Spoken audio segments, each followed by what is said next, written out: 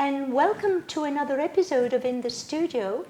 I'm your host, Lynne Weaver, and the program is brought to you by Davis Media Access and broadcasts on Davis Community Television. That's Comcast Channel 15 and AT&T UVerse Menu 99. We're also online at dctv.davismedia.org and on YouTube. Thank you very much for watching. Tonight's topic is a very serious one. It is the decisions that are being made to transport crude oil by rail all the way up and down California. And to talk more about this very serious topics are three wonderful Davis residents who have taken upon themselves to alert the authorities, have monitored the case and the increase in this crude oil transport by rail, and have been very active from both an environmental and safety point of view. I have the pleasure to introduce you my guest, Lynne Nittler. She is a board member for Cool Davis. Welcome. Thank you. And Elizabeth Lasensky. She is of the Yolo MoveOn Council, and Frances Burke, and she also is a member or a director or a counselor of Yolo MoveOn Council. Welcome all, and thank you very much for being on our show. I really appreciate your time. I'll start with Lynne, I think, because she's sitting over there. And I'm going to ask you, why are oil trains suddenly an issue in Davis? Yes. I'll tell you a little story first. A little over a year ago, I was doing a little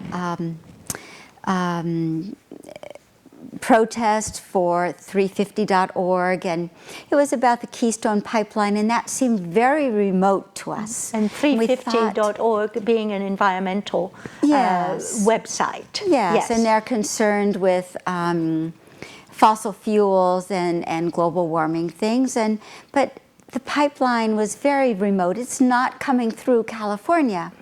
So we thought, is there any local connection? And when we looked, we discovered there is indeed a very local connection. The real possibility of an oil train coming right through Davis. And for those of you who've paid attention, we have rail tracks that come right through our downtown, very close to where people live and where our businesses are. And from that moment, I became engaged with the topic and have devoted a big chunk of my time to that topic ever since. Now, isn't it true that it's not just because of the crude oil being transported through these high-density places, but it's the considerable increase in traffic? Isn't that true? That is happening now? That will be happening if the industry has its say. But sorry, I didn't mean to interrupt. It's a very new form of transportation for crude oil. Yes. What we have happening in our country and in Canada right now is an oil boom. And it's a new oil boom. They've discovered in Canada that they can get that tar sands bitumen out of the ground at great cost to the environment. By fracking. And they're getting it out. Yes. And then in our own states of North Dakota and Montana, they're getting what's called Bakken crude from the shale by drilling down and going horizontal. I see. It's a new technique. It is. And that they're bringing that crude up and out. And both of those sources are landlocked. They need to get it out so that it can get to refineries. Most refineries are on the east and the west coast, some on the south coast. and they need to get it out of our country. Yes, of your country, of our country. Of the east yes. seaboard and the western coast and I see. Texas, and they need to get it out. And there it is, stuck in the middle of North Dakota, which does not have pipelines and does not have any way to get that crude out. So as they looked at the situation, tried to figure out, aha, we've got the crude, but how can we get it out? And they looked at our system of railroads already existing and realized they could get that crude all kinds of places. The railroad system was built to connect us. And it was built to go through every town and city along the way and make its way to all the places of transport where we could get things out of the country. And the goal of the refining process is to get the crude to the refineries, process it into products, mostly fuels for cars and yes. diesel products, and then sell it on world market.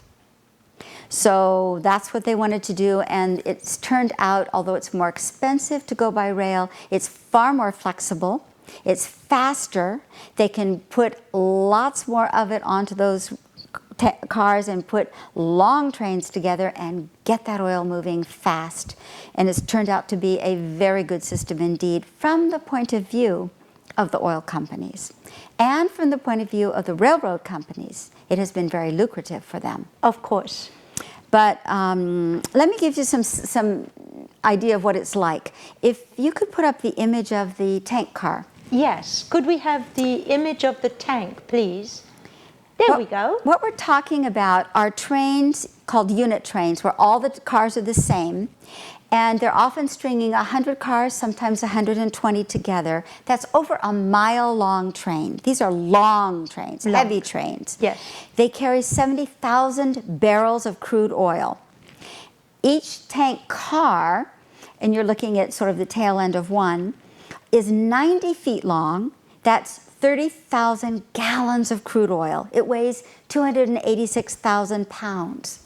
These are big, heavy tank cars. Yes, and maybe we can have a better view with the next picture. And that gives you, yes. the further back.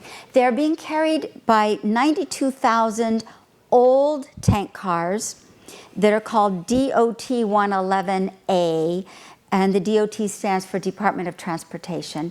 And for 20 years, more than 20 years, we have known that these are not cars that should ever carry hazardous material. Yes, I understand that they were used for corn or they were meant to agricultural carry, products. Corn syrup. Yes, corn syrup, which of course is not toxic, nor is it flammable, really.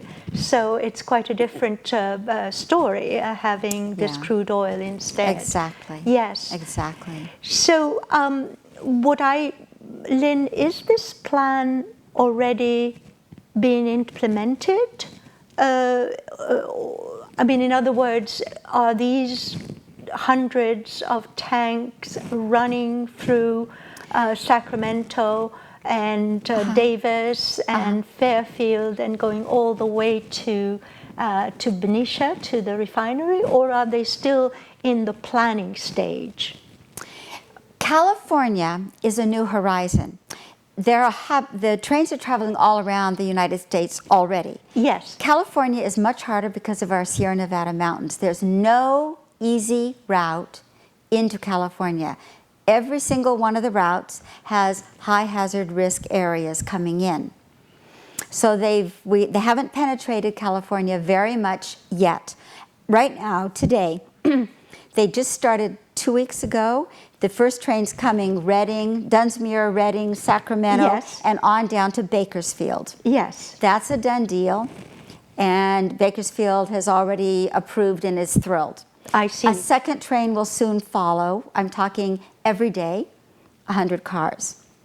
We don't know yet, they haven't identified if they're getting tar sands, which is the highly toxic, nastier stuff in a spill, or the Bakken crude, which is more volatile. We don't know yet. Yes. And Feather River is receiving one oil train per week right now, and that one is routing through the Feather River Canyon, all of which is high-risk rail, and coming in Roseville, Sacramento, diverting to Stockton and then into Richmond, which has an unloading station at Kinder Morgan, transferring to trucks going back to Martinez Refinery. I see. Which is Tesoro. So nothing is coming through Davis right now. There are 2 potential routes through Davis, and both of them we have been very active in responding because they are both points of leverage. And that's where we've been very active. Yes, and I understand that the authorities, rather the administration of Davis, have been very concerned and have been fighting back, partially thanks to your active work, all 3 of you. Is that right? Yes. Right. It went from local residents becoming aware, so I was aware and I gathered others who were aware. We went to our Natural Resources Commission. We asked them to elevate the issue to our city council, and also to ask our city council to take it to surrounding neighboring jurisdictions. I see. And once we had a few more accidents, our city council said, yes, very important. They took it on, they assigned staff to it, which is a rarity. Yes. A wonderful thing, and excellent staff at that, including our attorney. Mm-hmm. And they also pushed the agenda to SACOG. That is the Sacramento Area Council of Governments. Yes. Representing 22 cities, yes. 6 counties. And that meant the entire Sacramento area took it on, which is just amazing. Congratulations. And so all of SACOG has taken it on. We all wrote letters, and I mean hearty letters. I mean letters with considerable research and thought going into what was missing from the EIR, Environmental Impact Report, mm-hmm. that Valero presented. Valero being one of the refineries in Martinez. Valero is the company running the refinery in Benicia. In Benicia, yes. And they presented this Environmental Impact Report to the Planning Commission saying, here are the impacts. We found it woefully inadequate. Mm-hmm.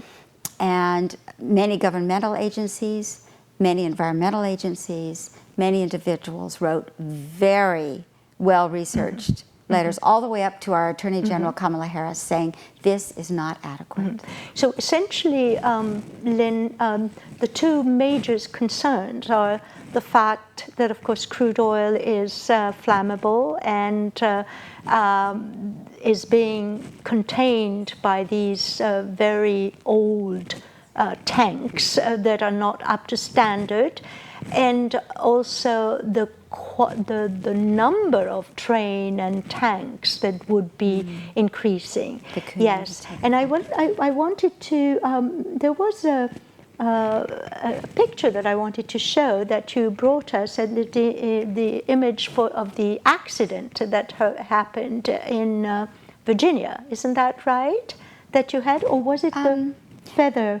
The feather. That's the Lynchburg. The Lynchburg one. This is the Lynchburg accident. Oh, the Lynchburg. And that accident. Was very. That impressed our city council very much. And this was in Virginia. It was so. It's the same kind of thing that could happen in any of our towns. Yes. The mayor had no idea that these trains were going through. That's typical. The railroads are not telling cities and towns that they're coming through. Which is preposterous. Yes. Yes. And that means emergency personnel are not prepared. Yes. I'm sorry. Please finish your sentence. Sorry. There are millions of people in the blast zone as these trains are passing yes. through. I think that we might want to let yes, Elizabeth address some of the dangers that concern us. Yes, what are the threats, the risks of this, specifically, if you could address those? Well, there are millions of people who live or work or both along these train routes, as well as the routes go through our forests and over our watersheds.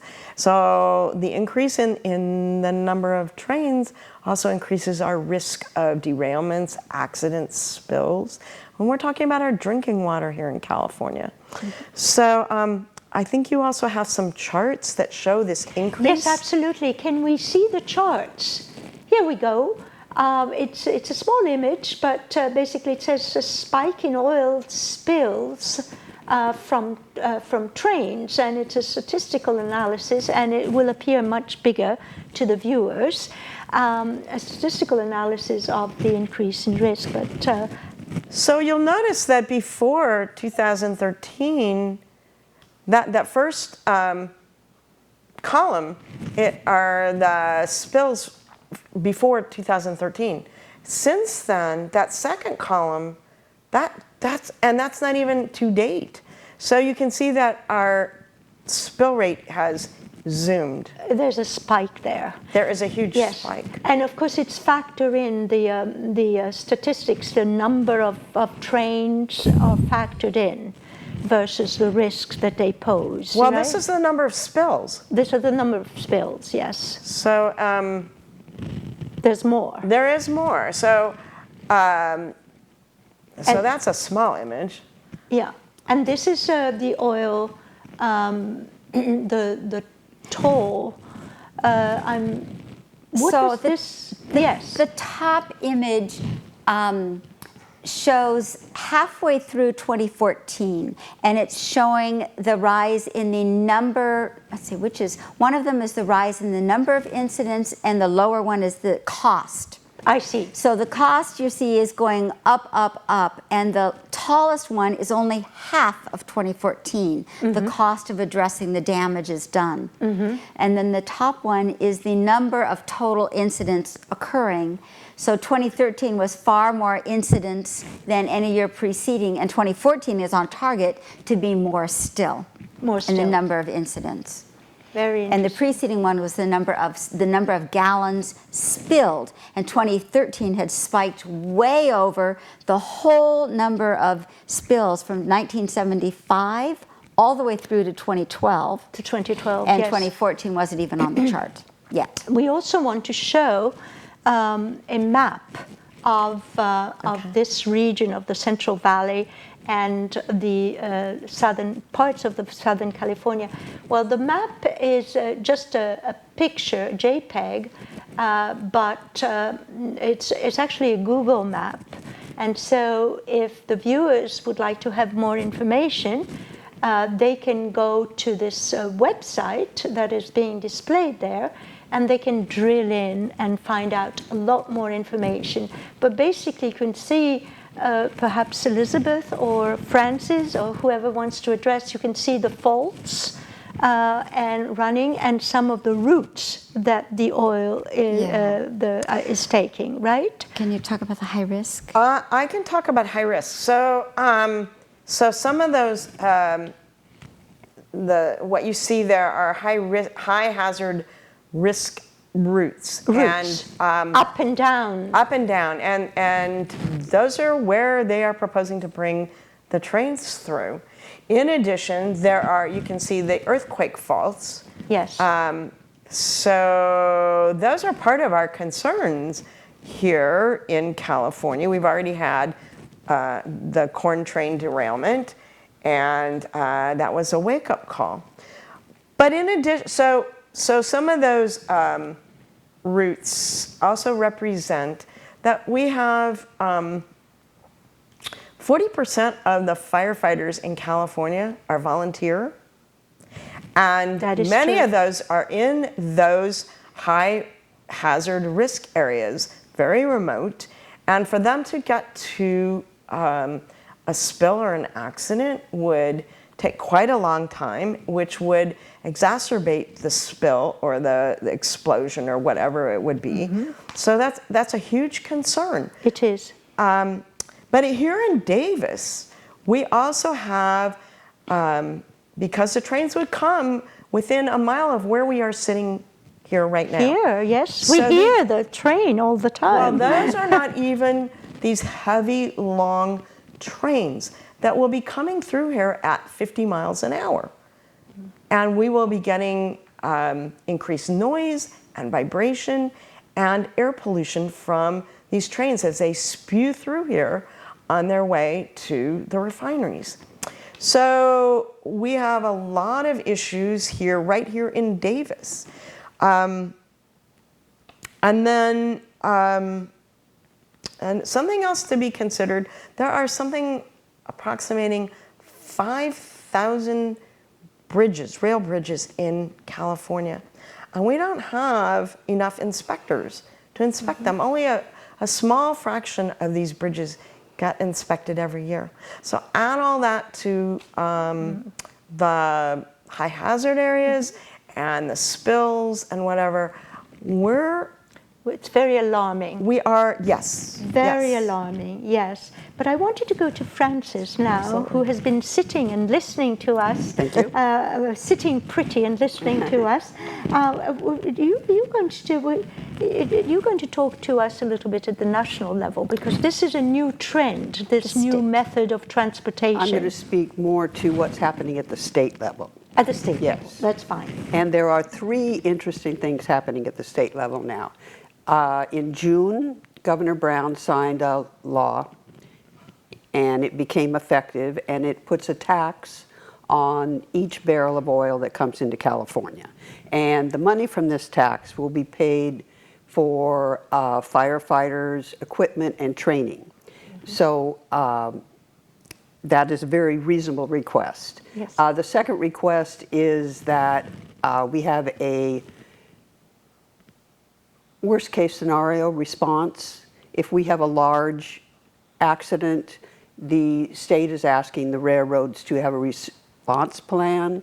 And if you can imagine Quebec and downtown Sacramento and the problems that an explosion of that size would cause, you can see what a worst case scenario is. Yes. And the third point that they're asking is for proof of significant liability.